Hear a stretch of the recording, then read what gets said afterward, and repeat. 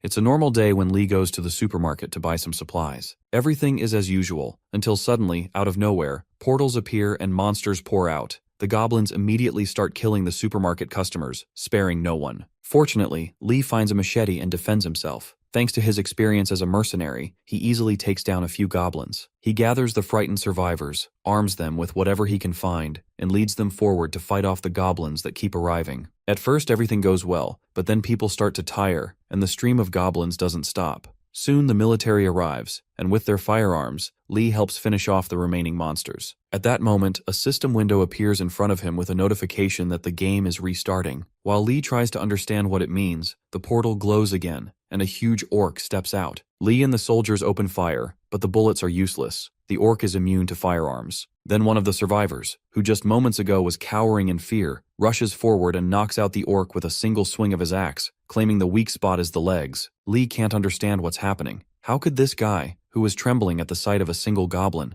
suddenly become so strong and confident? Soon, all the other survivors show the same change, turning into seasoned monster slayers. But strangely, the changes affect everyone except our hero. Suddenly, he receives a system notification that explains everything. Due to a system failure, his regression has failed. Everyone else has regressed from the future. They know everything about the monsters and have years of battle experience. At that moment, Lee realizes he's completely screwed. But before he can even process it, another notification appears. The system has given him a unique special skill as compensation.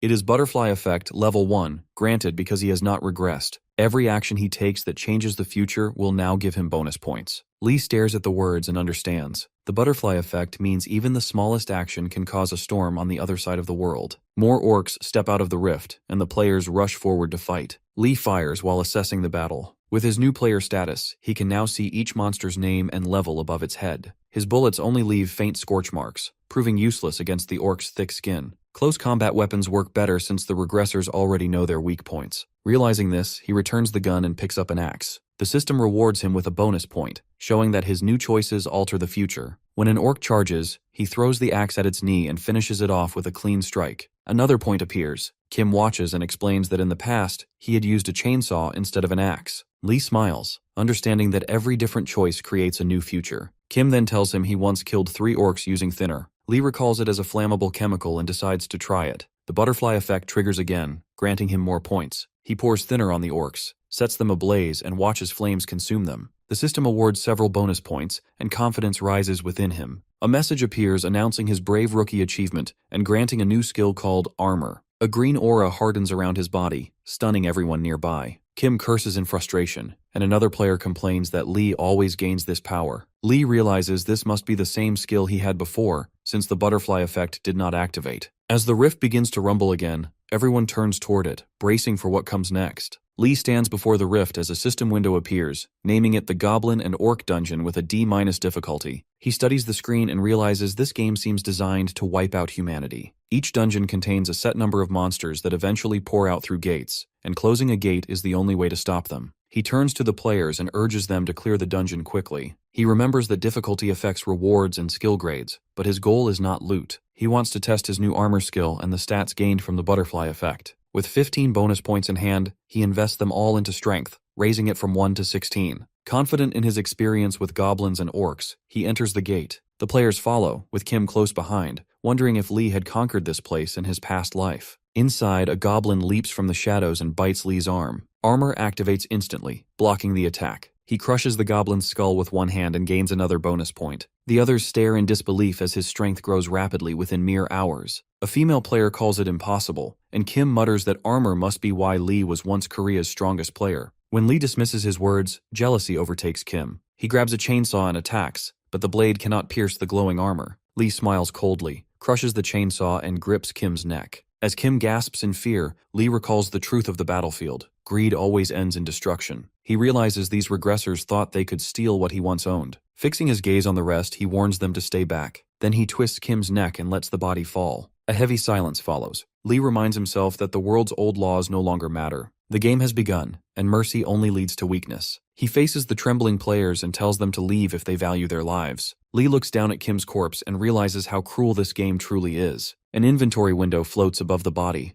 offering his items to others. He mutters about its convenience and takes the Goblin Champion's necklace, noting that it now has a new owner. The system rewards him with bonus points for changing the future. The necklace greatly boosts his strength and agility, giving him the same power as leveling up twice. It may lose value later, but for now it is useful. When a player mocks its appearance, Lee ignores the remark and picks up the broken chainsaw to cut down remaining goblins. Even if the boost feels small, every bit of power counts. Soon, a notification appears stating that all monsters are dead and the dungeon will collapse in 3 minutes. He recalls that a gate closes only when all monsters inside are slain. Those who fail to escape vanish with it, which explains the short escape timer. By the gate, he spots the boy who had earlier cried at his father. Lee asks if he wishes to die here. The boy insists on staying with him. Lee orders him to leave, but the boy continues to beg. Frustrated, Lee scolds him again and assigns his 9 remaining bonus points to strength, raising it to 25, 28 with the necklace. The boy then reveals that they regressed 10 years into the past. He says his life will not change even after those 10 years, so he wishes to be a hero for once. He asks to follow Lee, calling himself Kim Minsu. His words and knowledge of future events catch Lee's attention. Minsu confesses that he fought monsters and dragons for 10 years,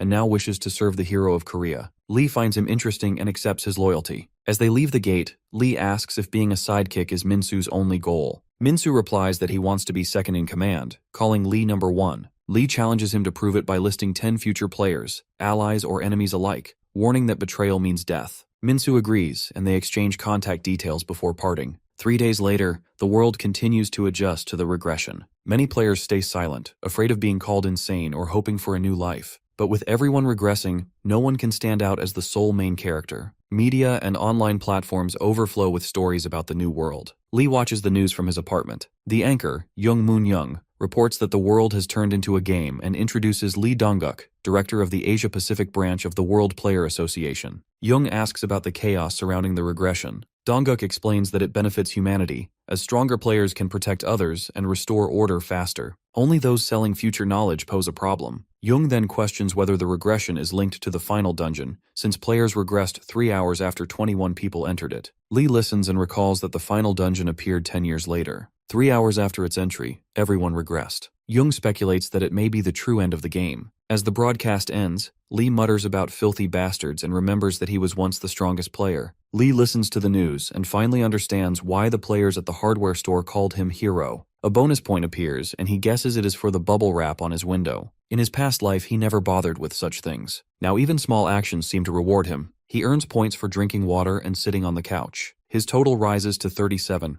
and the steady growth lifts his mood. As he looks at the numbers, ambition stirs in him. He wonders how he became Korea's strongest player before, without the butterfly effect skill. He learned early that the weak must yield to the strong, and this belief drove him to chase power through money and battle. Now, with a real path toward absolute strength, he feels that dream returning. The news countdown ends, revealing statues of Lee Hwa-yoon, Park Moo-sung, and Choi Chul-sung, the heroes who entered the final dungeon. Seeing his own statue shocks him. It feels strange to be worshipped like this only 3 days after regression. He remembers being the highest-paid mercenary in his past life, a weapon people bought for war. Back then, fame meant nothing to him, but now it feels different. The reporter explains that all players regressed after the dungeon event, suggesting that something inside caused it. Dong-guk adds that the 3 heroes have vanished, hiding to protect their rare skills and items. Young questions if this is true, and Dong-guk confirms it. Then he mentions a new rule. The heroes who entered the final dungeon are now forgiven for any crimes. Lee switches off the TV before hearing more. 2 things become clear to him. Many are hunting him, and he can now legally fight back. He puts on his jacket and steps outside. Running through the streets, he realizes he never came to Gwanghwamun Square in his past life. Each step proves the future is already changing. He spends his bonus points on agility, raising it to 52. While running, he reflects on how others focus on strength or mana. For him, the usual path no longer applies. His bonus points grow faster than anyone else's, making him an exception. He reaches the crowded square. Wearing a hoodie and mask, he mutters that this is insane. If people knew who he was, chaos would break out. He watches the crowd and senses hidden weapons in their inventories. Everyone wants to look strong. Fame has turned players into idols, but also into prey. He looks at the statues again. People once prayed before them like worshippers before gods. Now the area is empty. His eyes stop on his own statue, marked with the title, Shadow of Death. Suddenly, a player named Kim Changbei appears and smashes the statue's head with a mace. A system message appears, granting Lee bonus points for changing the future. Changbei lands nearby and hides his weapon, unaware of who stands before him. Changbei smashes the statue and starts to run. Lee follows, but with his agility above 50, his movements feel harder to control. After a short chase, he catches Changbei and grips his neck. He pulls off his mask, and the fear in Changbei's eyes shows recognition. Lee demands to know where he was going. Changbei tries to reach for his mace, but Lee seizes his hand and takes it. The weapon once belonged to an orc champion and holds a chance to stun, increasing attack and strength. Lee questions how Changbei obtained such a rare weapon in just 5 days. Convinced he must belong to a guild, Lee tightens his grip and reminds him of his immunity to crimes. Changbei gasps for air and begs to be released. Lee demands his name and guild. Trembling, Changbei admits he is from the General Guild. Lee orders him to continue. When Lee brings up Project Lee Huayun, Changbei reveals that it is a plan by the guild to collect all the skills and items Lee once had. After some hesitation, he admits the first target is the stealth skill. It lies in the Lichen dungeon, which will open in 3 days. He adds that 100 players will wait there, confident that Lee will return for it. Lee realizes those players must be regressors. Later, Lee meets Minsu and explains what he learned. Minsu distrusts Changbei and asks permission to kill him, but Lee refuses. Minsu insists the guild will act sooner, while Changbei claims it will happen tomorrow. Lee knows one of them is lying. Their argument grows until Lee grabs both by the neck and demands proof. Minsu shows his phone with an article stating that Lee will appear at the Lichen dungeon on the 7th of January, tomorrow. He explains that the dungeon appeared early in the game and that lichens are far stronger than goblins or orcs. They move in packs, and no one cleared the dungeon before. When they escaped, they destroyed cities and killed thousands. Lee now understands why the dungeon became infamous. It caused massive destruction, and people feared it more than any other. Minsu reminds him that he was the one who destroyed it in the past. Lee turns to Changbei, demanding to know who ordered him to destroy the statue. Changbei snaps and reaches into his inventory. Lee reacts first and breaks his neck. A message appears, granting a bonus point. Lee realizes he must have spared Changbei in his past life. The world is changing faster now because of the regressors. He turns to Minsu and mentions finding a way to kill lichens, perhaps using poison. Minsu questions why he is asking about things he should already know. Lee cuts him off and admits he never regressed, warning him to keep it secret. Minsu is stunned and explains that such knowledge means nothing without power. Lichens are level 5 monsters, and lower-level players cannot enter. Lee nods, realizing he must reach level 5 soon. Lee is only level 2 but knows levels mean little. With 80 stat points and 162 bonus points, his total reaches 242. By his estimate, he matches a level 80 player. Still, Minsu reminds him that even with such power, he cannot face the lichens yet, and his low level prevents dungeon entry. Lee asks Minsu to take him somewhere to level up.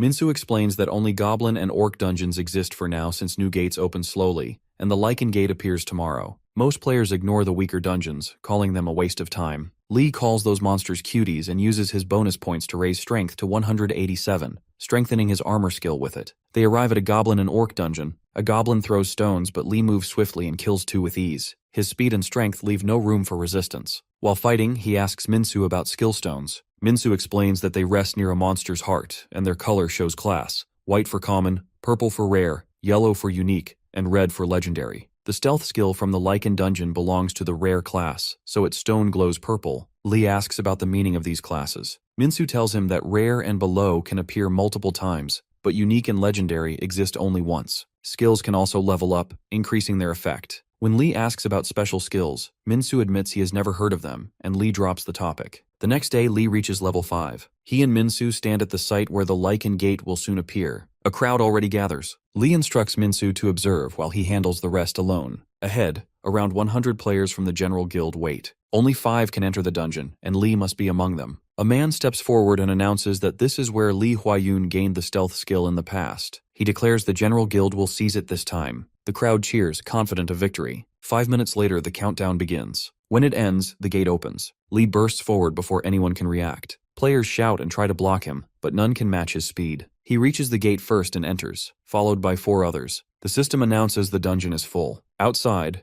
Minsu watches in awe, realizing Lee has already surpassed what any regressor could achieve in just 5 days. As soon as they saw Lee, one of the players shouted to prepare. 3 pulled out goblin chef whips to restrain his hands and neck, while the 4th threw a net over him. Their plan was clear. They knew they could not defeat him and tried to trap him instead. Lee activated his armor skill and easily turned the situation around, binding them instead. As they struggled under the net, lichens rushed in with furious growls. Lee wondered if rage was part of their nature. The trapped players begged for mercy, admitting they were only following orders. Before they could explain more, the lichens attacked. The players assumed everyone would die, but Lee crushed the beasts without effort. He recalled that wolves and dogs share the same weak point, the muzzle. Years ago, a detection dog had bitten him during a mission, and he subdued it by gripping its snout. Remembering that, he grabbed the lichens by their muzzles and crushed them. The monsters fell, unable to move. When the players asked why he did not finish them, Lee explained that killing all monsters would collapse the dungeon and close the gate. He planned to find the lichen with the skillstone first, and then slip out quietly before anyone outside noticed. When the lichens rose again, Lee muttered that this was not enough and shattered their bones completely. Then he turned back to the trapped players and demanded the name of their leader. Trembling, they revealed it was Choi Chulsung.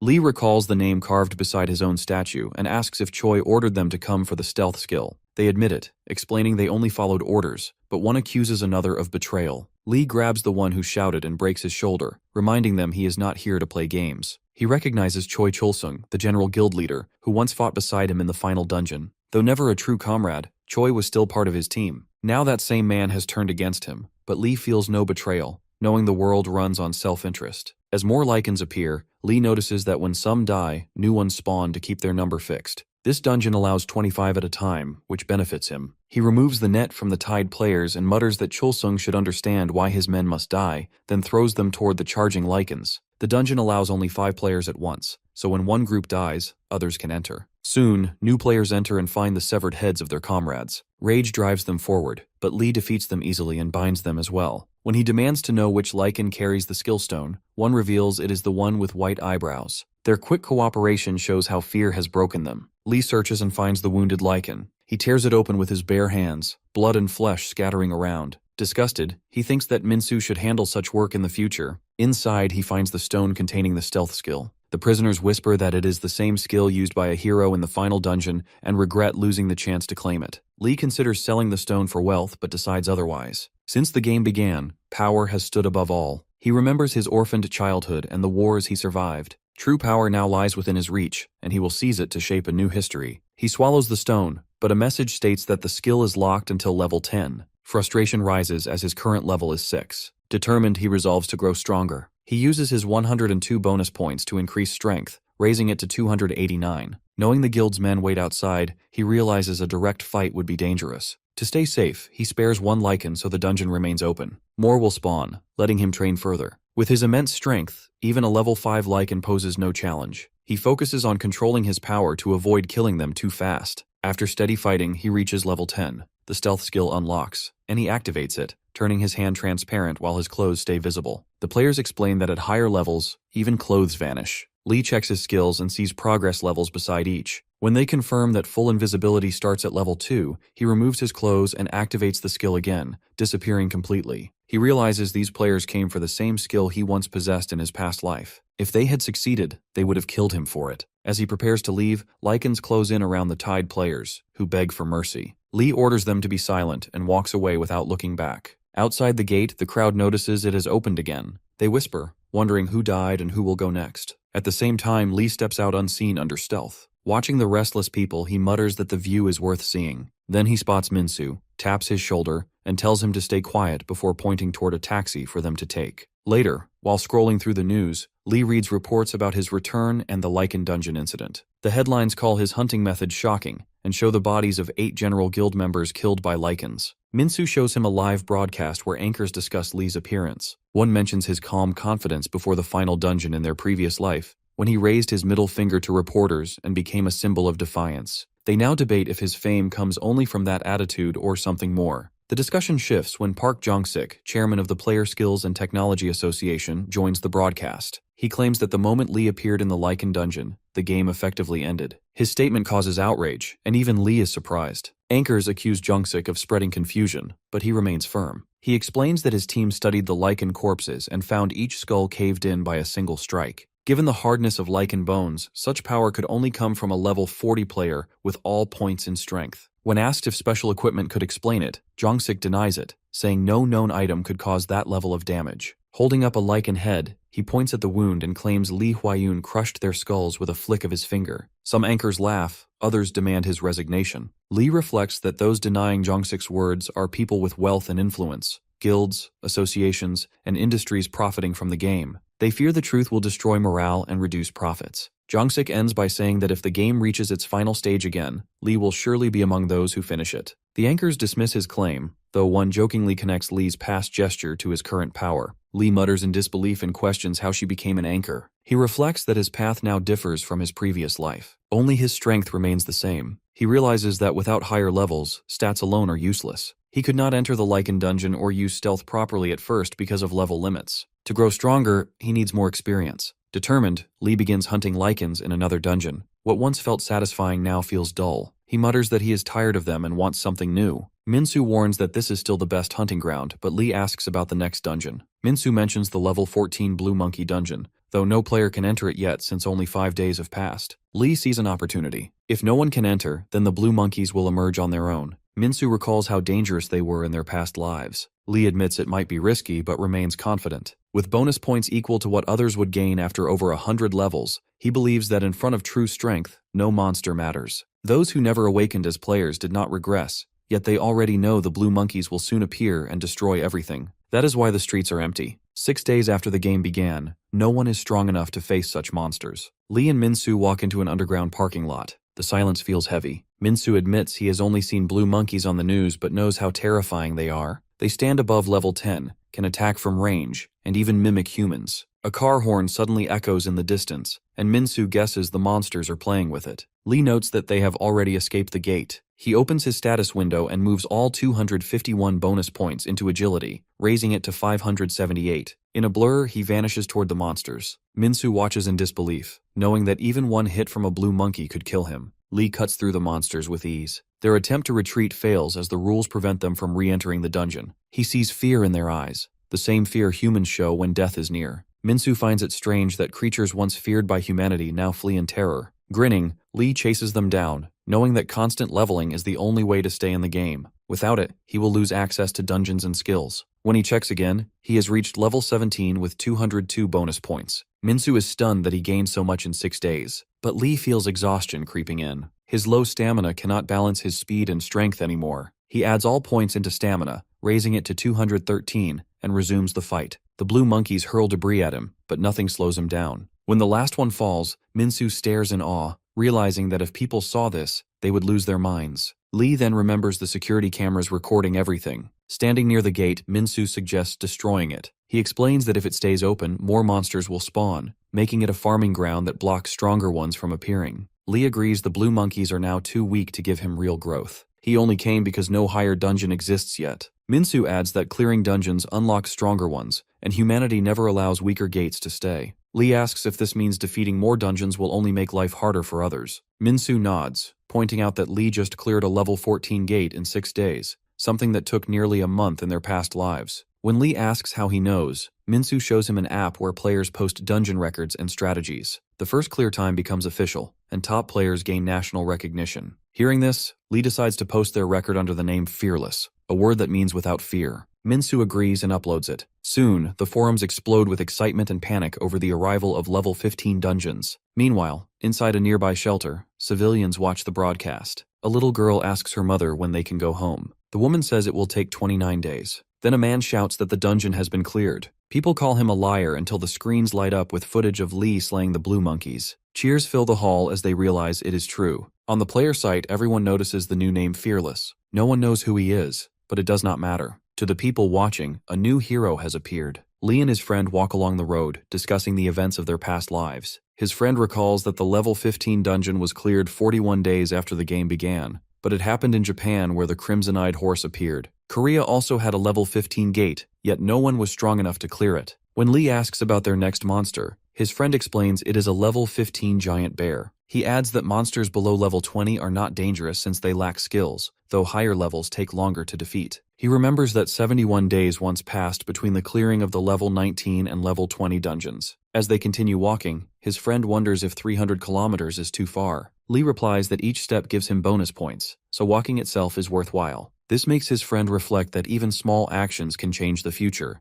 Dropping a pen or avoiding a bug might alter what would have happened, so Lee walks carefully, aware that every choice shapes his path. A truck suddenly honks behind them. The driver yells and curses, ordering them to move aside. Lee answers calmly, but the man keeps shouting and speeds up. Anger flashes across Lee's face, and before his friend can stop him, Lee disappears. He catches up to the truck, confronting the driver and warning him to control his temper if he wants to live. The driver apologizes quickly, and Lee lets it go, choosing peace over anger. As they resume their journey, Lee realizes the dungeons are opening faster than before. This gives him a chance to widen the gap between himself and others. Those with memories of the past are losing their advantage, while he continues to grow stronger on his own. The scene shifts to the battle inside the level 15 dungeon. A massive bear towers over Lee. He knows that once level 20 monsters appear, they will start using skills, so he must grow stronger quickly. The bear strikes hard, sending him back, but he dodges and climbs its arm. With a burst of strength, he crushes its neck and watches it fall. More beasts rush in, but he defeats them all. Meanwhile, debates spread online about who cleared the level 14 dungeon. Some argue it was Lee Huayun, others say Park Musung.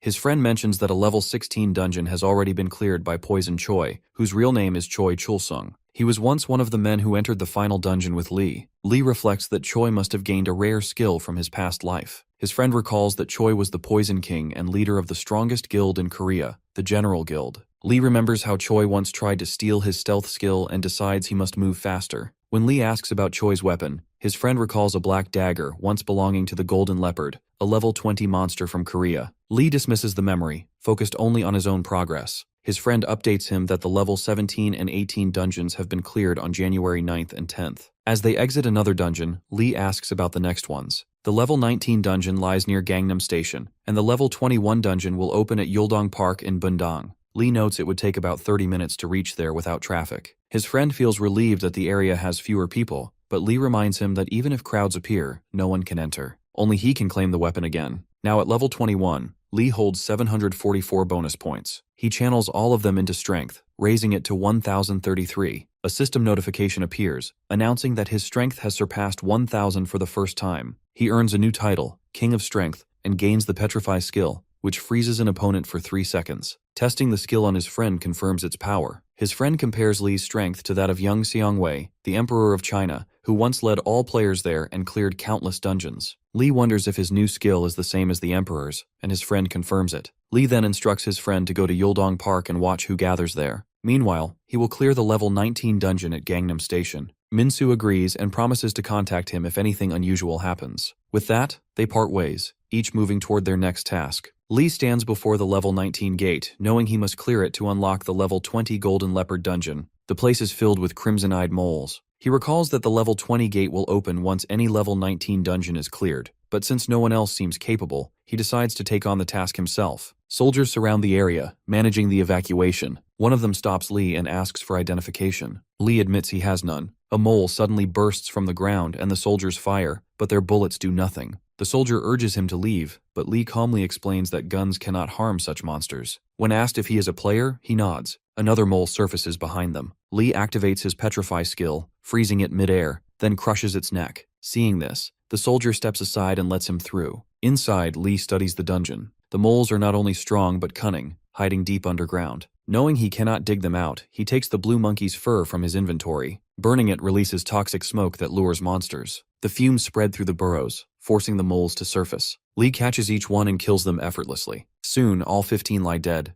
A system message appears announcing the dungeon's clearance and the gates collapse in 3 minutes. His phone rings. Minsu warns that reporters have surrounded the Golden Leopard dungeon. Lee tells him to drive them away and says he will arrive soon. Minsu finds it strange that the General Guild has not shown up despite knowing about Lee's stealth skill. Lee concludes they are avoiding him because they know crossing paths with him means death. Lee leaves the soldiers behind and drives to Yuldong Park. When he arrives, the place is crowded. Annoyed, he calls Minsu, reminding him he was supposed to clear the area. Minsu explains he tried, but no one listened. Lee steps out, determined to handle it himself. As soon as the reporters spot him, they rush forward shouting his name. Questions fly from every direction. Some blame him for lowering player morale. Others accuse him of causing chaos with his fast dungeon clears. Some even beg for autographs and photos. The noise grates on him. After years of war, he has learned to value silence. He stares at the crowd and declares that weakness is not a sin, but blaming others for it is. Those who do should rot in hell. His sharp words quiet the crowd for a moment.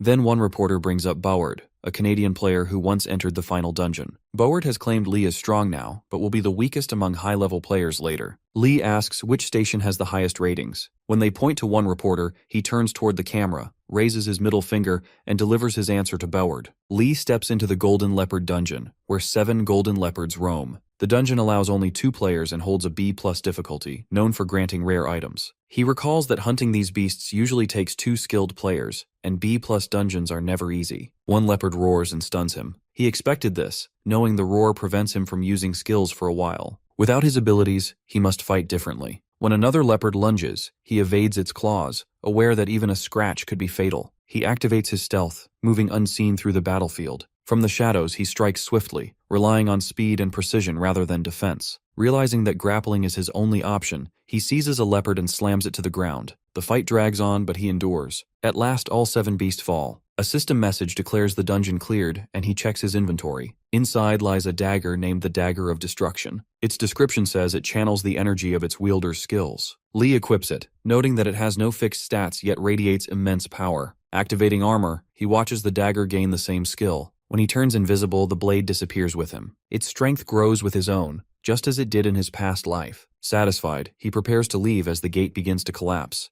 Outside, a crowd of reporters swarms him again. They shout his name and bombard him with questions about Fearless, the dungeon, and his weapon. Their noise irritates him. He spots Minsu nearby, apologizing for failing to clear the area. Lee understands. His friend lacks the influence to stop them. He notices something strange. No players have appeared. Normally, many would rush here to steal his loot or skills, yet none have come. The thought unsettles him. Then a reporter calls out, asking when he will gain the unique skill Eye of the God. Lee freezes, confused, as he has never heard of it. His friend signals him after hearing the name Eye of the God, reminding Lee that it was once his skill. Reporters close in, demanding to know his stats and level. Lee answers calmly that he is level 24 with a strength of 1033. Silence falls. He declares that he is beyond the law, and warns that if anyone bothers him again, he will kill them. The next day, chaos spreads worldwide. Newspapers print headlines calling him the birth of a god and mock Boward's earlier taunts. Others report that the Golden Leopard dungeon was cleared in less than 40 minutes. Governments express concern, and North Korea labels him a global threat. Every outlet writes about his refusal to give interviews and his threat toward the media. Later, Lee and Minsu sit in his living room.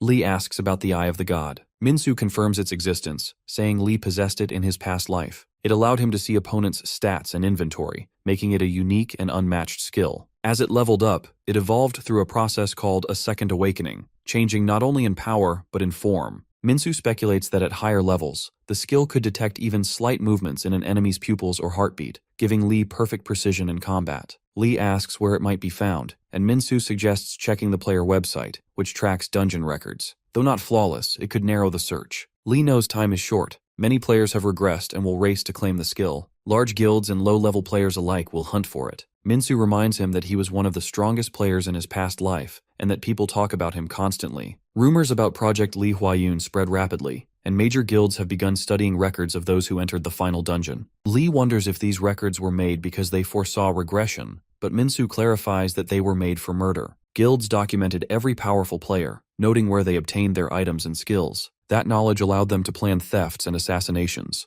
The General Guild once tried to steal Lee's stealth skill, using whips and nets after learning he had armor. Even after failing, they tracked him closely, waiting for another chance. Lee realizes these records are treasure maps leading straight to his past power. Minsu admits that his own guild once collected such data too. Skills and items were everything in this world, and killing became a natural part of survival. By tracking dungeon gates, guilds could guess exactly when someone gained a new skill. Lee reflects that the General Guild, led by the Poison King Choi Chulsung, is the most powerful in Korea and one of his old rivals. They already know his past skills, and may now be chasing something greater, the Eye of the God. Minsu suggests they may be using their memories of the past to forge powerful weapons early. Lee agrees, but adds that they likely avoided the Golden Leopard dungeon for 2 reasons. First, they plan to let him collect his old skills and items, then kill him to take them all at once. Second, fear. His strength has already terrified them enough that none dare to face him again. Lee checks the game website and sees that the level 21 Black Orc dungeon has been cleared by the ID Poison Choi. He notes that Choi is working hard. Earlier, players from the United States and China were on the leaderboard,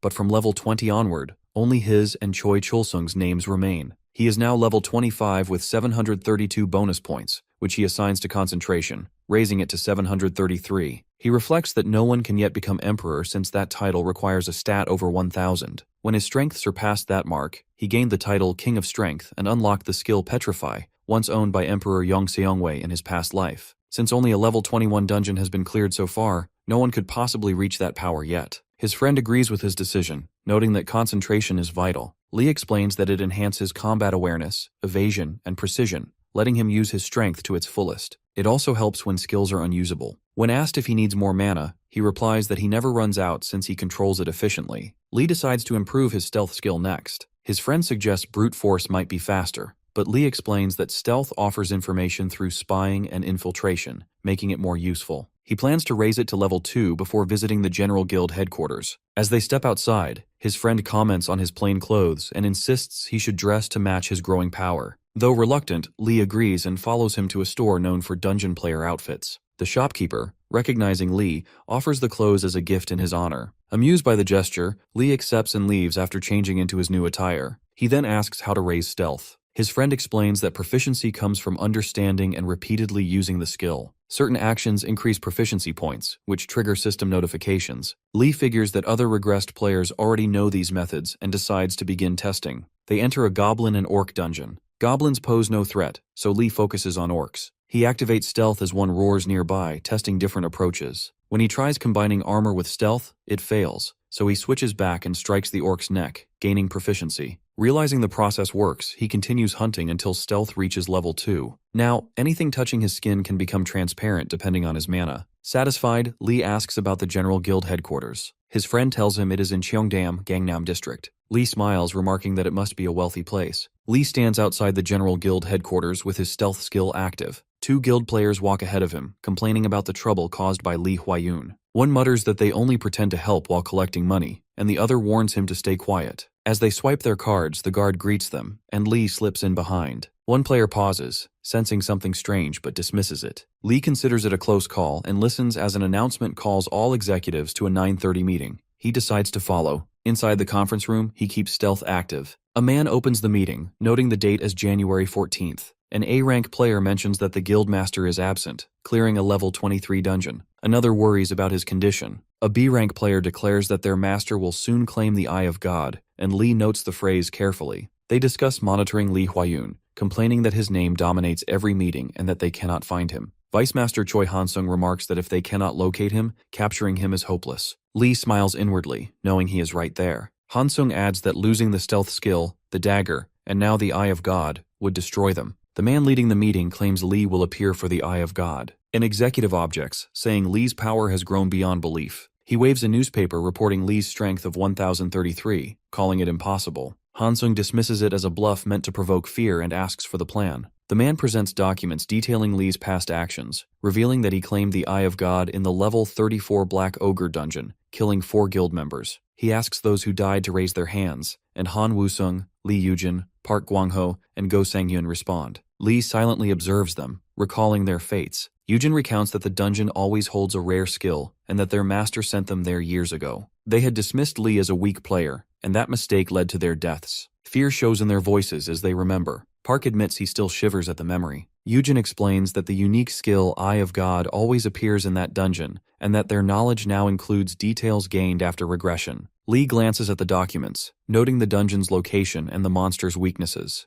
Hansung asks for their plan. Yujin explains that their master will go himself this time, and since only they and Lee know the dungeon well, they will take the chance to kill him and retrieve the Eye of God. He proposes using SA2 on the Black Ogres. Another player protests, reminding him that the drug is banned. Yujin insists there is no other way to stop Lee. Park adds that they will support their master and return with the eye. Listening from the shadows, Lee quietly wonders if they are ready to die the same way again. Human imagination knows no bounds. Even as monsters threaten the world, humans study their remains to craft tools for survival. Monster materials are unlike anything found on Earth. Some are harder than iron yet light, some burn better than coal, and others are shaped into complex designs. These discoveries advance human technology, though not always for good. One such creation is the drug SA2. Lee messages his friend to ask about the drug. His friend is alarmed and warns that it is banned by the World Player Association. When Lee asks about its purpose, his friend explains that it amplifies a monster's power. A test once turned a goblin strong enough to defeat a level 20 golden leopard. The drug was originally made as a weapon to unleash monsters in enemy lands, but it caused chaos, leading to soldiers and players dying to weaker beasts. In the guild meeting, Lee Yujin explains that SA2 lasts 24 hours. When Lee Huayun appears at the Black Ogre Gate, they plan to inject the drug into the monsters, raising their strength to level 100.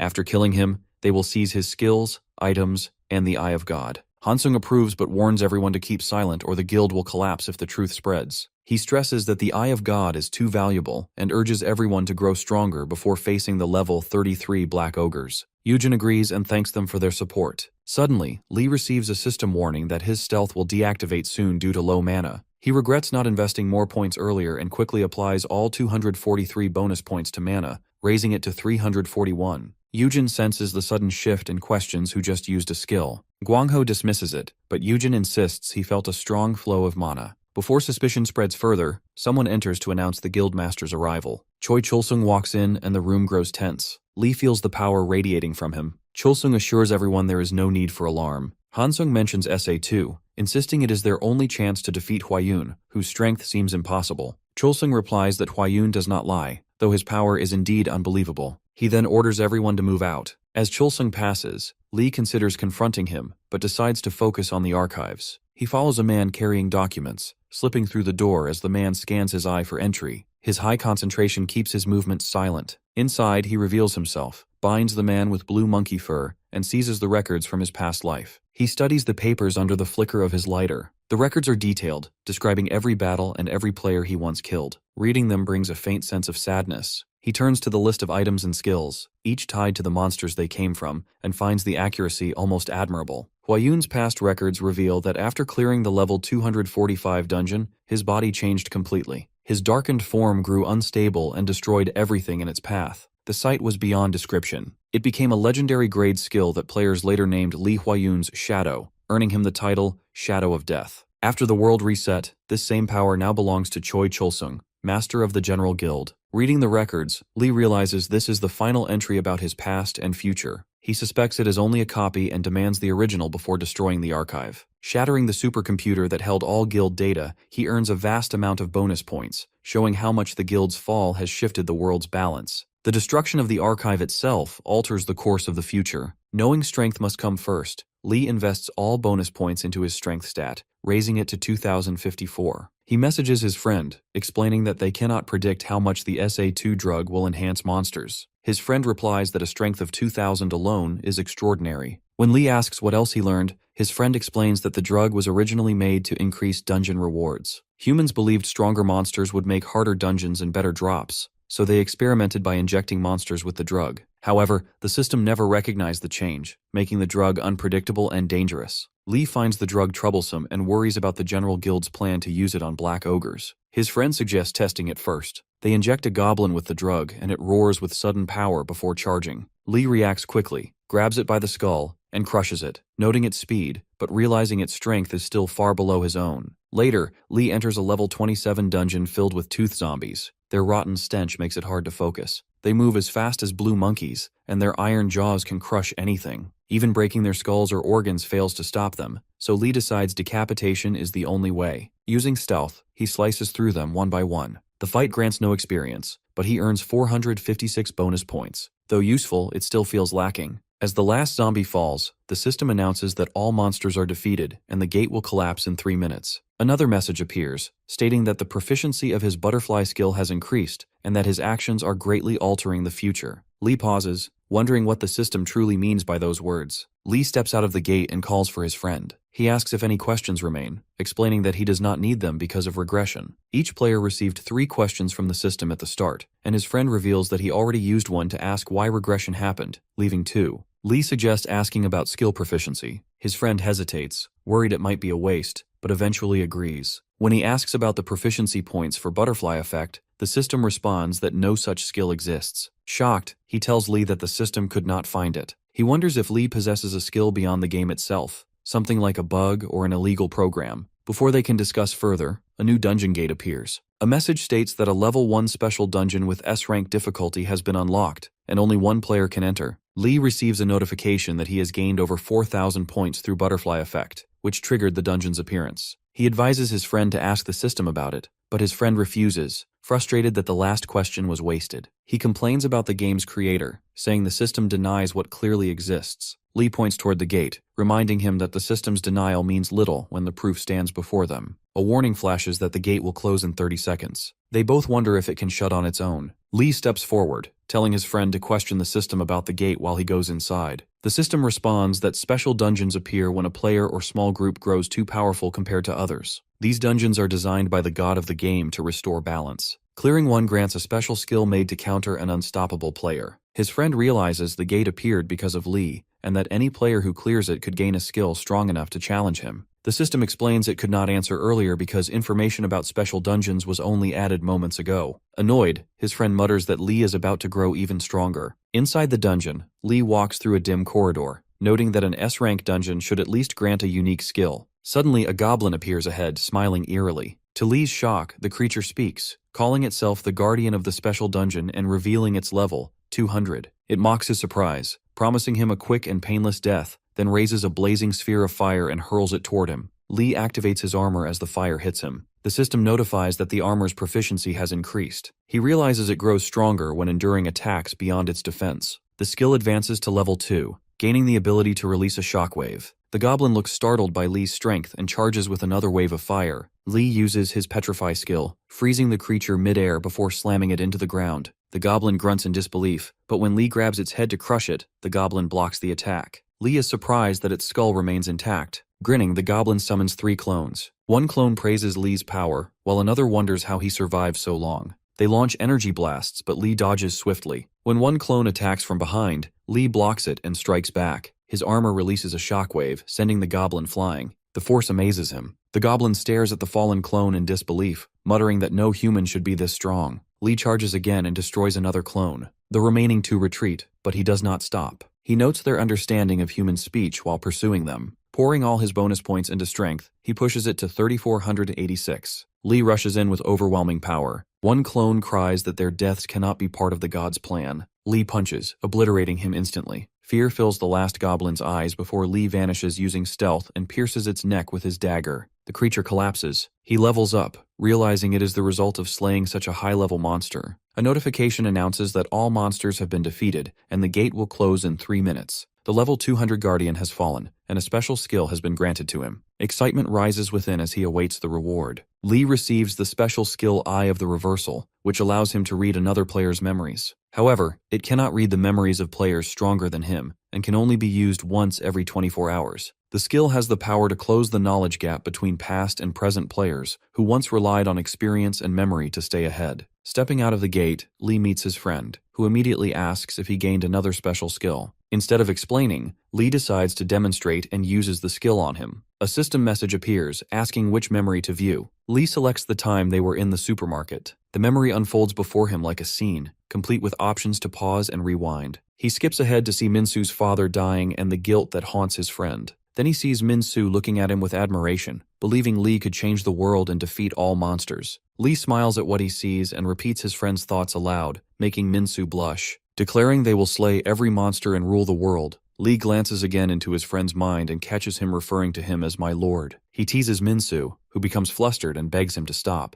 Lee laughs and decides to wait for the level 29 dungeon. Later, Lee sits in his apartment and uploads an update to the game site, announcing the clear of the level 28 Golden Tooth Zombie dungeon. Reactions flood in. Some accuse him of unfairness, others praise him, and many worry about the destruction caused by stronger monsters. A few doubt the final dungeon can ever be cleared, while others call him a god. Lee ignores the debate and focuses on posting his completion times, as the official rankings by the government and World Player Association depend on them. Reaching the top 10 would grant him freedom from laws and taxes, but his real goal remains the final dungeon, which promises power and fame beyond measure. Minsu returns with news that Choi Chulsung has cleared the Nice Poisonous Spider dungeon, an achievement that seems impossible without a new ability. Lee suspects Choi is after the Eye of God, and expects their confrontation at the Black Ogre dungeon. The scene shifts to a level 30 dungeon in South Korea, known as Darkhorn Hogs. Lee faces a massive hog whose horns expand with every roar. One strike could kill him, but he also knows the horn's immense value. His mana runs low since Eye of the Reversal consumes much energy. With 112 bonus points left, he allocates them all to mana, feeling renewed strength as he charges toward the beasts. The hogs charge toward Lee, and he activates his armor. Grabbing their horns, he slams them into the ground. The horns refuse to break, which explains their high value. He pins the beasts under his foot and drives his dagger into the ground. The armored blade releases a shockwave, surprising him with its power. Realizing the effect, he cuts off their horns with ease but feels disappointed at how little challenge they posed. Holding the Darkhorn hog horns, Lee notes their worth as materials for legendary items. Since he already owns a strong dagger, he plans to sell them for profit. The system then announces that all monsters are defeated, and the gate will close in 3 minutes. Back in his apartment, Lee stares at his phone after posting an update about clearing the level 30 dungeon. The growing attention irritates him. He wonders how many level 32 gates are open nearby. Minsu replies that 2 exist in South Korea. Lee suspects Cholsung might wait for the level 33 gate instead, planning to do the same. Minsu suggests it could turn into a game of strategy. If both men wait, the first to clear the level 32 gate will force the other to move quickly. Meanwhile, Choi Cholsung stands before a gate with 4 players Lee had killed in his past life. Guanghu doubts the drug's effectiveness against someone as powerful as Lee. Yujin calls Lee's strength exaggerated, but Sang-hyun warns that Lee's power might be real. Cholsung states he has no intention of facing Lee directly. Even if Lee's strength exceeds 1,000, he believes the enhanced ogres will overpower him. He explains that the SA2 drug multiplies a monster's stats by 20 for 24 hours. Confident in his plan, he decides to let the ogres kill Lee and then claim his items afterward. As they enter the gate, a group of black ogres appears. Cholsung pulls the pin from an SA2 smoke bomb and rolls it forward. The ogres inhale the drug and fall under its effect. Watching them transform, Cholsung smiles, planning to wait until the drug wears off before collecting Lee's remains. Then, he and his team leave the dungeon. Lee arrives at the gate with Minsu and notices the eerie silence. He concludes that the enemies have already used the drug on the black ogres. Spotting footprints, he wonders how the so-called top guild could be so careless. Minsu confirms the ogres are under the drug's effect and suggests waiting for the drug to wear off, but Lee refuses. Since they already know the monster's position, changing plans could alert the enemy. He invests all his bonus points into stamina and tells Minsu to hide because the general guild has seen his face. Minsu agrees and waits for Lee's call. Unseen, a surveillance bug from the guild records them. At the control room, the guild's operators track Lee's movements and fix the camera on the gate. They predict he will not last more than 3 hours. Their leader orders an immediate report to Cholsung. Inside the dungeon, the stench forces Lee to cover his nose. Moving silently with his dagger ready, he feels the ground tremble as black ogres approach, each gripping massive axes. They appear more monstrous than before, and despite his stealth, they sense him. Realizing their senses have sharpened because of the drug, he braces for battle. An ogre hurls its axe, but Lee activates armor and dodges. He casts Petrify, slashes the monster's leg, and drives his dagger into its back until it falls lifeless. Another ogre swings with great force, and though Lee blocks with armor, the impact throws him back. He acknowledges its power as more ogres rush forward. They throw their axes, but he evades with ease. Seeing their weapons scattered, he notes they are useless now. Grabbing one of the axes, he throws it at the chief ogre, severing its neck. As the body collapses, the pack roars in rage, and Lee readies another axe to face them one by one. With his immense strength, Lee snaps the ogre's arm, leaving it dangling uselessly. The creature roars in pain and swings its other arm, but Lee dodges and crushes its leg. The beast collapses, and Lee stands over it, deciding not to kill it yet to keep the gate open. Around him lie 9 lifeless ogres, yet the Eye of God remains hidden. Thoughts of Choi Cholsung and the general guild surface, and he resolves to draw them inside the dungeon. He tosses the ogres' heads out of the gate and steps outside, taunting the hidden watchers. Their plan, he says, was neither clever nor effective, and urges them to come quickly. Then he returns inside, ready for their arrival. In the control room, the surveillance team watches in panic. The administrator contacts Cholsung, explaining that Lee has thrown out the ogres' heads.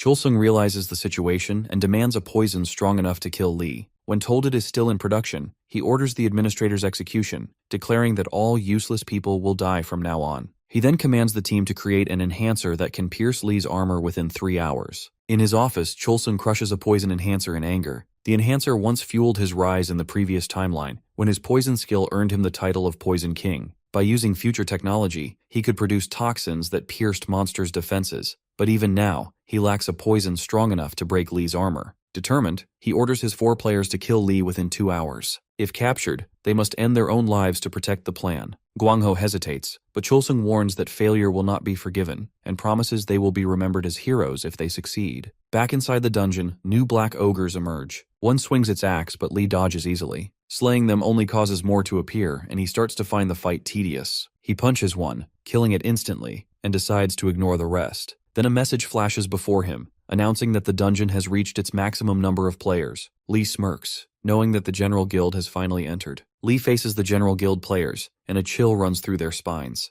Yujin mutters in disbelief, while Guangho reminds the group that only 2 hours remain before Master Cholsung arrives with the new poison to kill Lee. Lee calmly observes how unprepared they look. Guangho notices something unsettling. Lee stands without a single wound. He urges everyone to prepare for battle, declaring they only need to endure 2 hours. Yujin tries to flee in panic, but Lee moves faster, closing the distance and snapping her neck. The others freeze as Lee remarks that ending her quickly was mercy. Wusung orders his team to stay calm, believing they can stall Lee long enough to become heroes in the guild's history. Lee steps forward, seizing Guangho by the neck and activates the Eye of the Reversal. Peering into his memories, Lee sees Chulsung drinking a poison enhancer that strengthens his toxins. Reversing the memory, he watches Chulsung's men discuss using enhancers from poison spiders, capable of killing instantly. Lee demands details from Guangho, who resists until Lee tightens his grip. Gasping for breath, Guangho confesses that the liquid adapts Chulsung's poison to match each monster. Lee finds the enhancer impressive. Continuing through the memory, Lee watches Chulsung ordering his lab to create a poison strong enough to pierce his armor. Hearing Chulsung's frustration at their slow progress, Lee chuckles, realizing his armor still cannot be broken. Searching further, he finds a memory of his past self being ordered to leave a gate claimed by the General Guild. When he refused, he slaughtered them all. There was no sign of the Eye of God then, but Lee decides to test the same method now. He demands to know why Chulsung has not appeared, but Guangho pleads for mercy instead. Realizing he will get no answer, Lee crushes his neck. As a black ogre drags away Yujin's body, Lee mutters that at least they will not interrupt him anymore. While examining the ogre corpses, Lee discovers something solid in one of their stomachs, the skill stone of the Eye of God. The ability allows him to view the status and inventory of any player or monster below his level. Holding the stone, Lee smirks, ready to step deeper into the darkness of the void. In the General Guild's conference room, footage of Lee plays on the screen. One player comments there is nothing left to analyze since Lee's strength is already beyond their reach. Another expresses disbelief that he could defeat monsters enhanced by the drug. The first responds that it was expected, as even with the drug, monsters remain only monsters. A player mentions the fight is not over because the Black Ogre Gate remains open. When asked why, another explains that Lee is waiting for his prey, not satisfied with only the Eye of God. The room falls silent as they realize he is waiting for Chulsung himself. Chulsung enters, and everyone greets him as master. Clutching his head in anger, he demands to know where the enhancer is. One player kneels and advises retreat, explaining that while development is complete, the final product will take 3 days. Chulsung warns that if Lee gains the unique class skill from the level 51 Golem Gate, they will never defeat him. The player assures him they will stop it, even at the cost of their lives. Chulsung asks if they are certain Lee will die in 3 days. When the player confidently agrees, Chulsung grabs his head and kills him with poison, declaring that incompetence is unacceptable. He orders full security around the lab and commands all guild players to guard it. Their goal is to kill Lee in the level 51 Golem dungeon and take everything he owns. Meanwhile, inside the gate, Lee realizes Chulsung might not come, meaning the enhancer is not yet ready. He considers wiping out the guild headquarters but decides killing only Chulsung would be more beneficial. Using the guild's influence would serve his plans better. From his past life's knowledge, he recalls their next target is the level 51 Silver Armor dungeon, which holds a unique skill. He understands Chulsung's plan to secure both the skill and a stronger enhancer. Determined to stop him, Lee activates stealth and leaves the gate, knowing the guild's eyes are still on him. Outside, he meets Minsu, who reveals the enhancer factory is in Paju. Using the Eye of God, Lee checks Minsu's stats and warns him to be careful, saying even standing too close could be dangerous. Minsu admits he expected Lee to gain the Eye of God, but witnessing it firsthand is unsettling. He points out the factory's exact location and shows the car he bought with the money from selling the ogre horn. As they head toward Paju, Lee allocates his over 2,000 bonus points into concentration, raising it to 2,786. He reasons that concentration strengthens the Eye of God, helping him read opponents' stats and weaknesses more precisely. Since his immense strength remains difficult to control, improving focus is essential. The system acknowledges his progress, granting him the title King of Concentration. At the Poison Enhancer factory in Paju, Lee and Minsu step out of the vehicle. Lee immediately casts Paralyze on his friend, a skill unlocked after reaching 1,000 concentration points. It disables one sense of a lower-level opponent for 5 seconds. The system asks which sense to block, and Lee selects Vision. As Minsu goes blind, Lee tells him to wait outside. Lee punches the factory wall with immense force, making the entire building shake. Inside, technicians panic, thinking it is an earthquake. When one spots Lee and alerts the others, chaos spreads. Enraged that Chulsung is not there, Lee smashes the wall again, causing more destruction. Outside, Minsu watches the trembling building, barely believing what he sees. Spotting a surveillance camera, Lee speaks directly to it, warning that their enhancers will soon be destroyed. He gestures at a pillar and declares that once it falls, everything ends. He proposes a trade, saying there are things he wants from Chulsung, then crushes the camera. The next morning, Lee sits on the rubble as Chulsung arrives. Using the Eye of God, Lee scans his stats. Realizing this, Chulsung curses at him. Lee notes his poison skill, capable of causing death with an 80% chance. Chulsung calls him a coward, but Lee reminds him that without his help,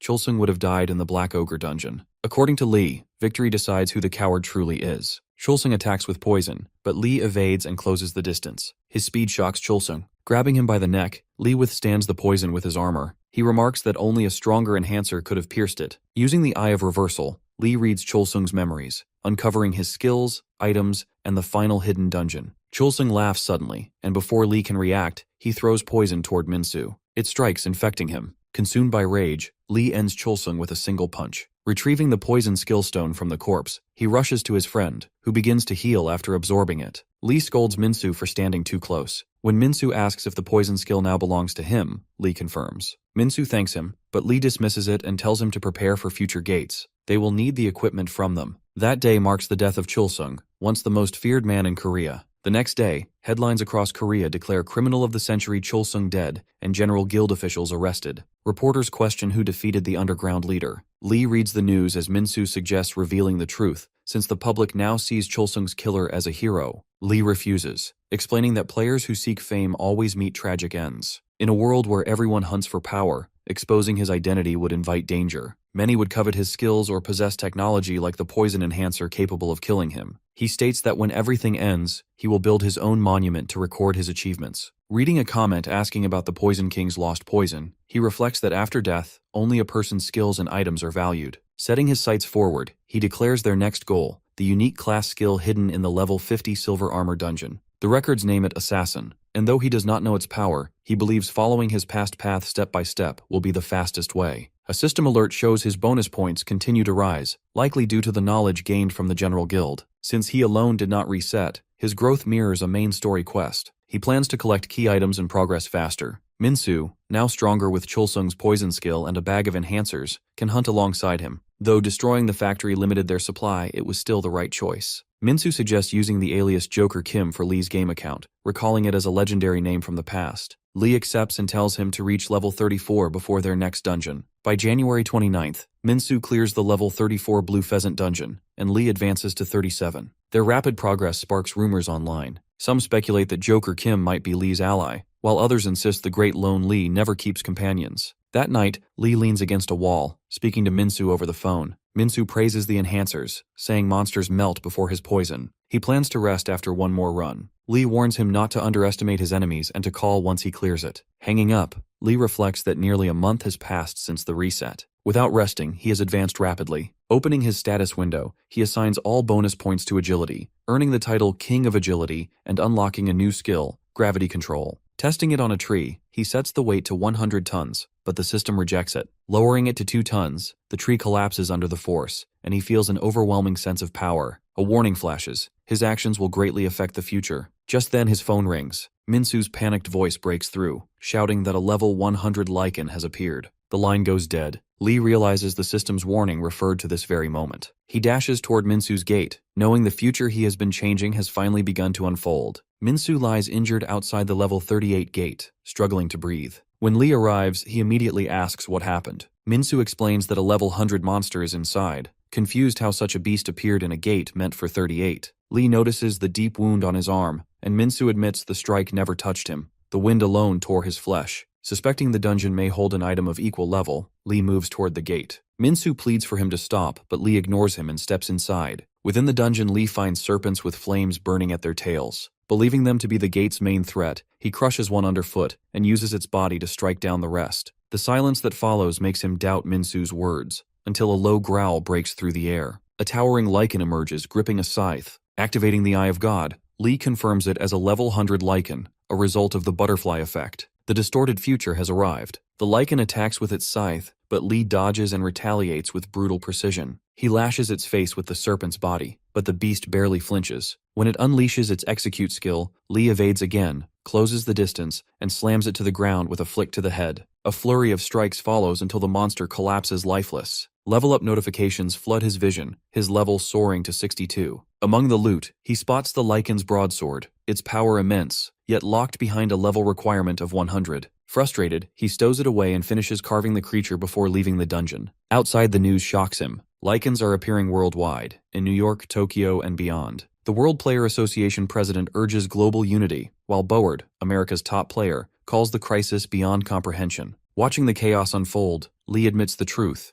It is his fault. His actions altered the future, summoning the Lycans into this world. The president announces that new gates will not appear until the strongest monsters are slain. Lee realizes this means the level 39 gates remain sealed. Minsu feels a momentary relief, but Lee knows it only delays their progress. Turning away from the screen, he declares their next move. They will head to the airport. Their destination is Japan, where the Lycans await. Lee and Minsu arrive at the airport, masks covering their faces. The receptionist informs them that all flights to Japan are cancelled due to the Lycan outbreak. Minsu replies he has already received the same answer from every airline. The receptionist, confused by their persistence, warns them to leave at once, saying even the president cannot lift the ban and that they would die if they went. Minsu urges Lee to remove his mask. Since the airport is nearly empty, Lee takes it off. The receptionist recognizes him instantly. When Lee states he must go to Japan to kill the Lycan, the man hesitates but admits it is dangerous even for him. Lee sighs, pulls out the Lycan's broadsword, and drops it when it refuses to equip.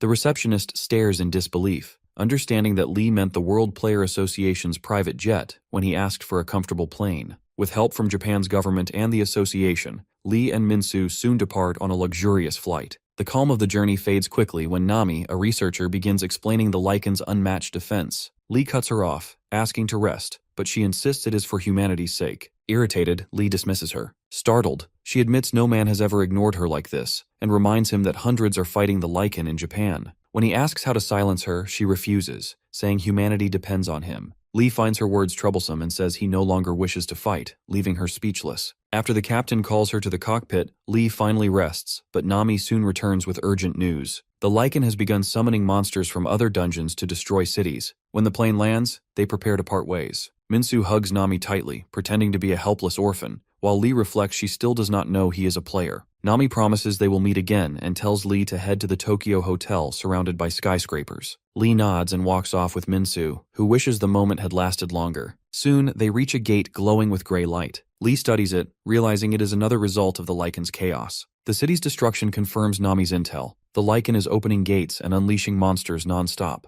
Minsu explains that Japanese players are tracking it and waiting for the right time to strike. He offers to contact them, but Lee refuses and points toward the gate, deciding to handle it first. When fire serpents emerge, Lee questions why the locals have not cleared them. Minsu explains the gate opened early because of them. Lee reasons that as long as the monsters remain, the gate will stay open. He orders Minsu to release poison at the front while he handles the rest. As they fight, Lee earns bonus points from the butterfly effect and grows uneasy, remembering how it once spawned a level 100 monster inside a level 38 dungeon. Minsu suddenly reports that the Lycan is heading toward them. Lee pauses, surprised, and wonders why it would come here. Minsu shows Lee live footage of the Lycan. The creature releases a powerful energy blast that shoots toward the cameraman. The man screams for help before the screen turns black. Moments later, an emergency broadcast spreads across the nation, calling all players to arms. The message warns that the country stands on the brink of ruin, and that the United States is considering a nuclear strike. Citizens beg against it, pleading for the heroes to protect them. Lee reacts with irritation, wondering why they would use a nuke on something he could crush easily. The scene shifts to the battlefield where players struggle against the Lycan and its horde. Bullets and magic attacks fly, yet the beast easily deflects them and retaliates with deadly slashes. Players shout orders, but their efforts fail. One mutters that if only he were level 60, things might be different. Another realizes that if the Lycan breaks through, the country will fall. Back with Lee, Minsu reports that the Lycan has changed direction. It is now heading for the nuclear power plant, and disaster is less than an hour away. Lee clenches his teeth, curses the beast, and decides to move. He pours all 1,545 bonus points into strength, raising his total to 5,852. As they rush forward, he asks who once held the highest strength. Minsu recalls Board from the United States, who had about 1,500 strength at level 658. Lee cuts him off, saying those numbers mean nothing now since the world has changed. They soon reach the battlefield where exhausted players are barely holding the line. Explosions shake the ground. Lee surveys the chaos and mutters that it is a complete mess. Minsu points out that the nuclear plant is nearby and that nearly every player in Japan has gathered. Lee questions if the top Japanese players who cleared the final dungeon are present, then scoffs that they must have run away. Minsu admits Japan's representative vanished after the reset, and Lee dismisses them all as worthless. A player notices them and shouts something, but the language barrier leaves them confused. Lee jokes that maybe he asked about lunch, and Minsu laughs weakly. Then the Lycan's mocking laughter echoes across the battlefield. Lee calls it clever for taunting them and orders Minsu to assist the others while he handles the beast. Climbing a skyscraper, Lee overlooks the battle below. Hundreds of players line rooftops, launching attacks that light up the sky. Fireballs, arrows, and thunderbolts rain down, shaking the city. The Lycan counters, smashing buildings and scattering players. Their leader rallies them, raising a fireball high and commanding everyone to strike together. The explosion signals a massive barrage that forces the Lycan to one knee. Cheers erupt as they believe victory is near, but the creature rises in fury. The Lycan lifts its sword and prepares a devastating circular slash aimed at the skyscrapers. Despair fills the players as they realize the attack will annihilate them. From above, Lee watches the destruction unfold and decides it is finally time to step in. Lee uses the Petrify skill on the Lycan, freezing it in place. The players watch in disbelief, recognizing the ability. One murmurs that it must be Petrify,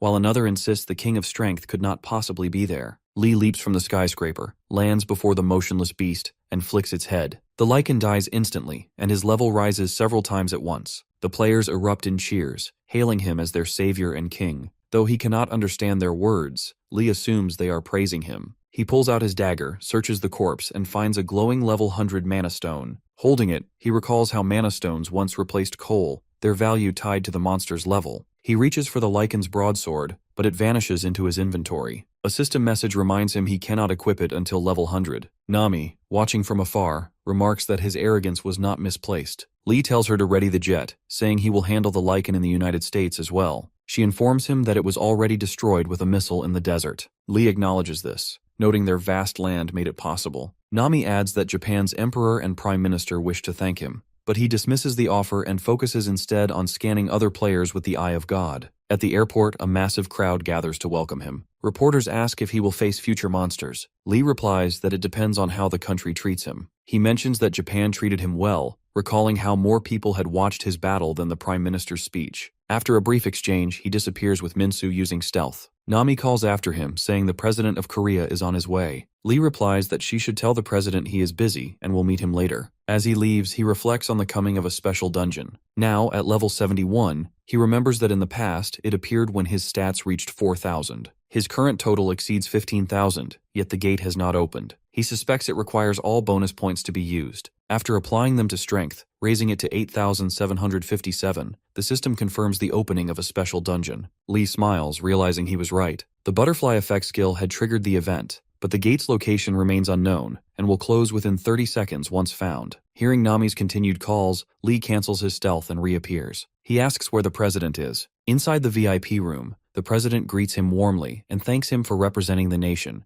adding that relations with Japan have improved because of him. Lee responds with respect. The president admits he likely did the same in the past timeline and apologizes for not expressing gratitude sooner. Lee assures him it is fine. The president reveals plans to reward him with a higher title than national merit, but Lee declines and says he has a request. He considers revealing the secret of the special gates but decides against it, fearing interference. Instead, he reports that a golden special gate has opened. The president is stunned and demands confirmation. Lee explains it is true and warns that a monster stronger than the Lycan lies within. He adds that the gate closes within 30 seconds of discovery and must be found quickly. The president orders immediate action and promises full support. Lee notes that he has spoken only truth, though he hides the part about the dungeon's rewards. Wanting more than just government aid, he finally requests that the president keep the matter secret and avoid making it public. In the control room of the National Crisis Management Office, Lee stands beside the president. The president remarks that if Lee's words are true, then the Golden Gate could become as great a threat to Korea as the Lycan was to Japan. Lee replies that from experience, the monster inside will be far stronger. An order is issued to search the country using cameras. Lim, head of National Crisis Management, raises a concern. If the gate closes within 30 seconds and a monster stronger than the Lycan appears, why not send other players instead? Lee insists he must be the first to enter, explaining that the Golden Gate not only holds a powerful monster, but also grants rare rewards known as special skills and items. Lim finds this unbelievable, saying that over 100 players in the control room have regressed, yet none have seen such a dungeon. Lee admits this is why he hesitated to speak, but he refuses to lie. Whether they believe him or not is their choice. Lim turns to the president, arguing that Lee's request hints at monopolization. Keeping the search secret would allow him to claim all rewards, making him too powerful, like an uncontrollable weapon. The president asks for suggestions. Lim proposes banning Lee from entering dungeons and sending government players instead. Lee reflects bitterly that perhaps he should not have killed the Lycan so quickly. He pulls out the Lycan's broadsword, which drops to the floor since he still cannot equip it. He remarks that Korea had its own lichen, and maybe leaving it alive would have made them realize the harshness of the world, where players fight endlessly for survival and power. Lee points to the sword and questions Lim directly. Monopolization is common, driven by instinct and ambition. He asks if this desire for strength is wrong, but Lim stays silent. Lee turns to the president for judgment. The president agrees that if a dungeon does not belong to the government, then they cannot restrict entry. Monopolization is part of a player's ability. Lee asks if that means he can freely enter the special dungeon, since he received no reward for killing the lichen in Korea. The president agrees. Lee declares that he will take this special gate as compensation and claims rights to all future ones. He then demands Lim's dismissal, arguing that as head of crisis management, Lim should have supported strength, not feared it. The president urges calm, but Lee insists, calling Lim's thinking pathetic. While the discussion continues, satellites locate the special gate, and Lim is dismissed. Later, in the car, Lee remarks that people only listen when he goes to extremes. Minsu admits everyone trembled when he spoke. Lee wonders why they never listened the first time. The gate is located in Sokcho near the beach. Minsu reminds him to stay cautious, even if he believes nothing can harm him. Lee agrees as they reach the forest where the gate glows faintly. It is marked as a level A dungeon, though both find it suspiciously low. Then, a system message appears, announcing that the player who created the special gate is Lee. It warns that others can also obtain special skills and surpass him. Knowing every player will see the message, Lee prepares to enter as the 30-second countdown begins. Inside, his vision flashes red. All stats restricted, all skills and items disabled. The shock unsettles him. A red goblin appears, laughing at the foolish human. It is the level 200 dungeon guardian. Lee realizes the Eye of God cannot activate. The goblin assures him not to fear, saying it is not his true opponent. This dungeon is not about fighting monsters, but about something else. It tells him to do his best, curious to see what he can achieve, and reveals that Lee is already famous in their dimension. Lee stands silent, wondering about this strange fame. Lee asks the red goblin if this is entertaining for him. The goblin acts frightened and begs him to stop, but Lee finds the conversation pointless. A system message appears, revealing that this level 2 special dungeon is not for monster hunting. It instructs him to unlock one attribute to clear the dungeon. Lee selects strength, reasoning that since he cannot assess the situation, guessing is all he can do. The goblin warns that choosing strength will make the challenge harder. Lee orders him to stay quiet, grabs him by the neck, and demands to know who the real opponent is. A new notification appears, and Lee is transported into a vast desert where a tall tower stands. The system instructs him to claim the stat rune at the top. He assumes the rune increases attributes and regrets sparing the goblin. Inside, a spiral staircase winds upward, and a timer appears. 18 hours until death. Panic grips him at the thought of dying without his stats or skills. He begins climbing, but arrows suddenly shoot from hidden traps, grazing his cheek. Soon, a boulder rolls down the stairs, forcing him to retreat. Realizing strength is useless here, he curses his choice but keeps going. Exhausted, he hides between fallen boulders at the tower's base, breathing heavily. His body feels completely human now. Climbing again seems impossible, but the timer still shows 16 hours left. As he leans on the wall, he notices the tightly stacked stone bricks and comes up with a new idea. The goal is only to obtain the rune, not to climb. Destroying the tower might work. He lifts a large boulder and hurls it at the wall. The stones crack, and the structure begins to collapse. Within moments, the entire tower crumbles to the ground. Among the rubble, Lee spots a glowing rune. It is the strength stat rune, granting 2,000 points. Relief fills him as he picks it up and swallows it. The system announces the dungeon is cleared and begins transporting him back. When he reappears, the red goblin stares in disbelief. He screams that Lee destroyed the entire tower and that the rune was meant for another player. Trembling, he pleads for his life, but Lee steps forward and cuts him down. A final notification appears, declaring the dungeon cleared and the gate closing in 3 minutes. Lee sits on his sofa, reflecting that more than one special gate has opened.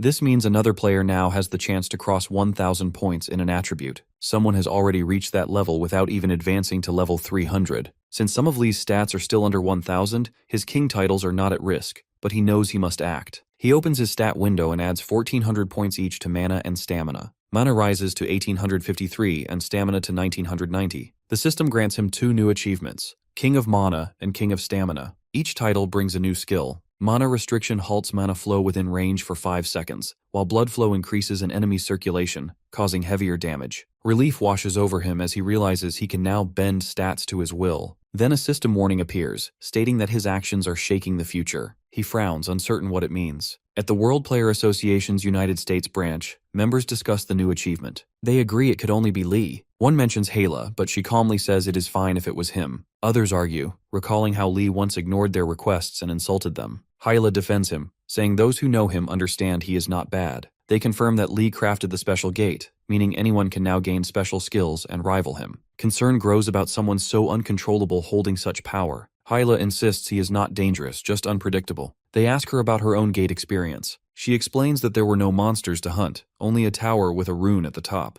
A red goblin guided her, and without him, she would have died. Swallowing the rune gave her 2,000 mana. Hearing this, they realize Lee's achievements are even greater. Some warn he might have already cleared multiple special gates. The group concludes that the association must gain control of future gates. They order Hyla to travel to Korea and monitor reports. She understands they want her to surpass Lee, though she has no desire to. Meanwhile, Minsu explains to Lee that the association claims to serve the greater good, but works much like a guild. Its members are elite players who choose fame over wealth. Acting as a world army, the association manages dungeon access and receives government funding. Lee understands their influence but knows hidden agendas exist within. He asks about the player who cleared the United States gate. Minsu tells him it was Hyla, known as the Witch, who controls mana through buffs and debuffs. She once held the title of King of Mana, and now, after gaining 2,000 mana from the tower, she challenges his position again. With more gates, she might match him, and news of her power is already spreading. Just then, Lee's phone rings with an emergency alert. A level 220 gargoyle has appeared in Bundangu, Seongnamsi, and Gyeonggi-do. Citizens are ordered to evacuate as a national emergency is declared. The creature, with a human body, dragon wings, and fire breath, is already destroying everything in sight. Driving toward the scene, Lee speaks with the president. The president pleads for help, saying 3 gargoyles have destroyed the Tech Valley, including major IT company headquarters. Lee replies that he is already on his way and orders the president to clear the area. The president agrees but adds that rumors are spreading. People believe Lee himself created the special gates and caused the disasters. Lee laughs and says he is not some god. The one who created the system also made the monsters. The president agrees but adds that people now believe Lee summons monsters to grow stronger. Lee admits there is some truth to that, but explains that if he truly had such power, he would summon them right in front of his house. The president accepts his point and assures him the areas have been evacuated, wishing him luck. Lee reminds him that in return for hunting the gargoyles, he wants to be informed first when the next special gate appears. The president asks if this is a condition for fighting, but Lee clarifies it is a necessity. The president agrees, and Lee ends the call as they near the site. He parks and tells Minsu they will continue on foot. Minsu spots someone ahead and asks who it is. Lee looks and notes that the president was supposed to clear the area. He calls out, and the woman responds. Activating the Eye of God, he recognizes her stats and realizes it is Hyla. She greets him warmly as Brother Lee, which surprises him. He grabs her hand to confirm something, and uses the Eye of Reversal to view her memories. He sees the red goblin helping her in the special dungeon, urging her to grow stronger to kill him. Disgusted, Lee mutters that the creature is pathetic, and vows to find whoever created the game. He tries to look deeper into her memories of the final dungeon, seeing her injured but urging him to finish the game. When he asks who hurt her, she resists and uses mana to block him. Amused by her skill, he lets it go and asks why she came. Hyla admits she came to see him.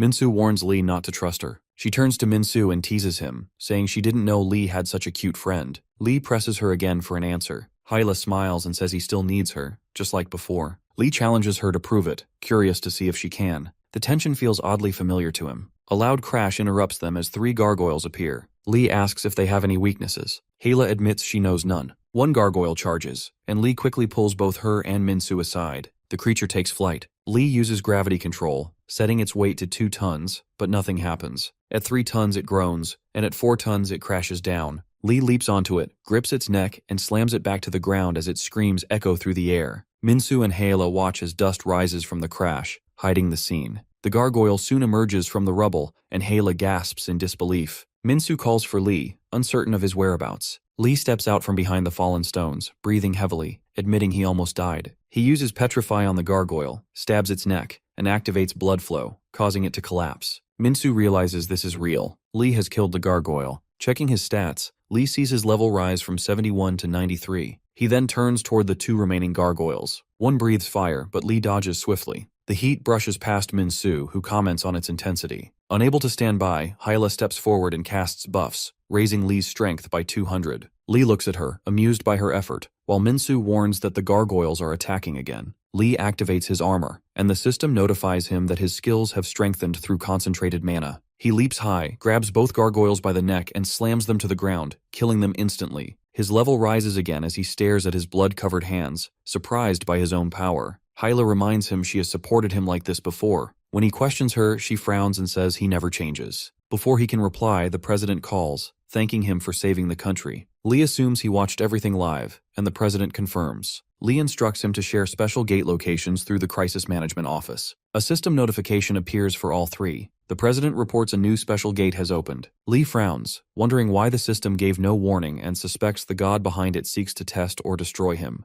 Yahello reads the message aloud. The gate appeared because of Lee's overwhelming strength, now at level 117. It is in Gangseo-gu, and she asks to join him, promising not to interfere. Lee asks why she wants to follow. Yahello says she came to Korea for him and refuses to obey the World Player Association. She insists she decides her own path. Lee agrees, on the condition that she shares every piece of information she receives. She promises she will do anything for him. Minsu mutters that her buffs are useful but questions her intentions. Yahello replies that Lee must save the world and end the game. Minsu doubts her words, but she insists her reason is personal. She reminds Lee of what he once said, that players would rule the world after the game ended. Lee admits he does not remember, and she smiles, saying those words now guide her. Lee shakes his head, realizing he might have inspired something dangerous. Still, he smiles faintly as they head back to the car together. Lee, Minsu, and Yahello stand before the special dungeon gate. It is a level 3 dungeon, limited to 2 players, ranked A+ in difficulty. Lee notes the change and steps closer. Yahello asks if she should join, but he shakes his head, warning it could be dangerous. She agrees and watches as he enters alone. Inside, a red goblin waits. The moment it sees Lee, it recognizes him and reacts nervously. Lee senses something wrong and demands to know what it is hiding. The goblin hesitates, so Lee activates Eye of God, revealing its true power, level 300 with all stats at 3000. Grabbing the goblin by the head, he forces it to explain. Panicking, the goblin reveals the dungeon's objective, to block monsters coming through the tunnels below. Lee listens as it explains the setup. He must stop the creatures from crossing the ravine. When he asks what kind of monsters, the goblin admits they are gargoyles, level 220. Hearing this, Lee recalls killing 3 earlier that day and warns the goblin not to lie. As he walks away, the goblin asks if he is really alone. Lee confirms, and the system announces the mission has begun. Survive 3 hours or die. Lee jumps into the ravine as the goblin smirks above, confident his death is certain. Soon a swarm of gargoyles appears. Using gravity control, paralyze, and petrify, Lee dodges their attacks and crushes them with ease. He drains their blood using blood flow and levels up again. Before he can rest, a second wave arrives. Instead of fear, a grin spreads across his face as he prepares for more. Above, the red goblin warns Yahello to leave, but she refuses, saying she is a player too. Ignoring its protests, she leaps down to join Lee. When he asks why she followed, she admits she had a bad feeling. He asks about Minsu, and she assures him he stayed outside. Her arrival strengthens his skills as mana flow concentrates, lowering the dungeon's difficulty. Lee looks around in disbelief as the gargoyles suddenly turn into goblins. Frustrated, he smashes the ground, killing them all instantly. He realizes someone is manipulating the dungeon, testing his limits. Yahello notices his tense expression and asks what is wrong, but he brushes it off. When she offers to deal with the red goblin, Lee silently acknowledges her loyalty, realizing she may have been his ally in a past life. Later, Lee confronts the red goblin again, gripping its head tightly. Trembling, it insists it only followed orders. Lee's tone hardens as he demands to know who gave those orders, his patience finally gone. Lee listens as the red goblin begs for mercy, promising to reveal the truth if spared. It explains that their god controls the game channel. Lee questions if it is truly a god, and the goblin insists it is, claiming it watches everything within the game. Lee smirks and raises his middle finger to the air, knowing the god must be watching. The goblin admits the god interfered because Lee broke the game's balance. Lee frowns, pointing out they made him this way. The goblin pleads ignorance, saying it only followed orders to raise the dungeon difficulty when Lee entered. Disappointed, Lee sighs and crushes its skull, ending its life. Yahello steps forward and says he can meet the god in the final dungeon. Lee looks at her, curious. She explains that the god is the one who created the entire game. A system notification confirms Lee cleared the level 3 special dungeon and rewards him with 3,000 bonus points. Lee asks if they will have to fight that god, and Yahello nods. He wonders if the god is human, but she admits she never saw it. When he asks who killed her before, she names Park Musung. Hearing the name, Lee orders her to stay still and activates Eye of Reversal to view her memories. In her memories, Musung stands before her, mocking her weakness without Lee. He calls her the witch Yahello, breaks her skills, and stabs her as she falls, thinking she must warn Lee. Lee freezes the vision and asks what she wanted to tell him then. Yahello replies that he can already see it. When pressed, she admits Musung had a sword skill that could pierce his armor, though she does not know how. Before Lee can ask more, a system warning appears, saying the gate will close in 3 minutes. Outside, Yahello checks her status window in disbelief, realizing the points are real. Lee distributes his bonus points into strength, raising it beyond 21,000. Minsu groans from dizziness, and Yahello suggests their stats may be affecting their bodies. Lee tests his power, activates armor, and punches the ground, leaving a deep crater. A notification appears. Armor has evolved to level 3, unlocking Final Blow, a skill that absorbs excess power and releases it at the cost of most of his health. Minsu panics, urging him to stop before collapsing the area. Lee studies the skill and mutters it is useless unless he faces someone who can truly challenge him. Soon, news spreads of a player surpassing 1,000 stat points within a month. Analysts declare the world has changed, and new strategies are needed. Lee reads the headlines and laughs, hoping stronger players will finally emerge. As special gates appear across the world, players grow faster and hunt tougher monsters. Watching this, Lee decides to pause his dungeon hunts, letting others catch up. The faster they grow, the more the world evolves, and the greater his own rewards become. Yet one thought lingers in his mind: Park Musung. Lee and Yahello stand before the statues. Yahello laughs when she sees Lee's statue showing the middle finger, calling it ridiculous. Lee notices Park Musung's statue is smaller and covered in graffiti, never updated since it was built. Lee contacts the president, complaining about the statues in Gwanghwamun Square. He argues his statue should be moved because he has not achieved feats like Admiral Yi Sun-sin or King Sejong. The president reminds him he saved the world, but Lee insists his actions were for personal gain, making the statue embarrassing. The president explains it was chosen by national vote, declaring Lee a hero, yet Lee still demands it be moved. The president reluctantly agrees. Lee then asks about removing Park Musung's statue. Before the president can respond, Lee destroys it. He explains the act is being streamed live, so Musung will see his reputation ruined and be forced to abandon his false hero image. He tells the president to place his statue in front of Musung's house instead. The Blue House reacts quickly, broadcasting the footage nationwide. The public is shocked, questioning why Musung remains silent. They recall his past power but notice his absence now. Yahello explains Musung became a player only 5 years before the final dungeon appeared, rising to the top within that short time. Most believe becoming a player comes from finding a gate or gaining mana from monsters. Lee realizes Musung has not yet awakened in this timeline. Minsu calls this good news, and Lee agrees. Musung must face strong monsters to become a player again. This gives Lee time to prepare. When Musung finally awakens, Lee plans to either kill him instantly or brand him a traitor, forcing him into hiding. Lee contacts the president again, asking for an article portraying Musung as the worst man in history, hiding behind a hero's mask. He is certain Musung will not stay silent after that. Elsewhere, a red goblin forces stat stones into a gargoyle's throat, promising it power to kill Lee. He debates keeping some for himself, but decides the gargoyle is his only hope. If it kills Lee, it will lead all monsters. Meanwhile, other players continue clearing gates, helping Lee indirectly. He waits for the level 51 gate in Korea, which grants the assassin class skill. Lying Do suggests he rest, and Minsu agrees. A system warning appears, stating his actions are greatly altering the future. Lee lies back, puzzled. Yahello asks about it, and he replies that another level 200 monster is about to emerge. Suddenly, a gate opens. A level 51 silver armor gate filled with players, rated difficulty A. Yahello warns they have no time to rest. Lee smirks, saying they will achieve 2 goals today as the gargoyle-like figure appears and the battle begins. The monster lands heavily, shaking the ground. Lee instantly summons his armor and charges forward. The creature growls and traps both his arms in its grip. Lee flinches, then activates the Eye of God. The scan reveals the monster's level, 230, with stats far beyond normal. He turns to Minsu and Yahello, asking what the numbers should be. Yahello replies they should not exceed 3,000. Minsu warns him not to waste time and to finish it quickly, reminding him that hesitation brings curses. Lee mutters in disbelief as he reads over 20,000 total stats. Yahello freezes, unable to process the number. Lee grabs the monster by the neck and slams its face into the ground, but it rises again. He uses Petrify, yet the effect lasts barely 3 seconds before breaking. Lee realizes the skill might be too weak against such high stats.